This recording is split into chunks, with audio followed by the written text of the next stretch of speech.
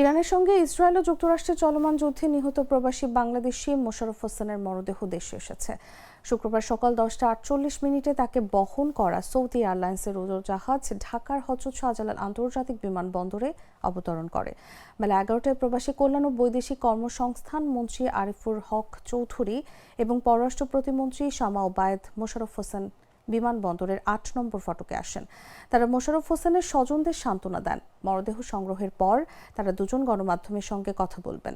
গেল ৮ March Mosharraf Hossain Saudi আরবে মিসাইলের আঘাতে নিহত হন। তার গ্রামের বাড়ি টাঙ্গাইলের সখীপুরে। ৮ বছর আগে তিনি চাকরির সুবাদে সৌদিতে গিয়েছিলেন। দেশে তার বৃদ্ধ বাবা মা, স্ত্রী ও 2 সন্তান রয়েছে। বেলা 11টায় সরেজমিনে দেখা যায় সৌদি আরবে মিসাইলের আঘাতে নিহত মোশাররফ হোসেনের মরদেহ সংগ্রহ করতে শাহজালাল বিমানবন্দরের ৮ নম্বর ফটকের সামনে উপস্থিত হয়েছেন তার স্বজনরা। এ সময় তারা মোশাররফ হোসেনের স্মৃতিচারণ করে কান্না করেন। তখন পর্যন্ত মোশাররফ হোসেনের মরদেহ বিমানবন্দর থেকে বের করা হয়নি।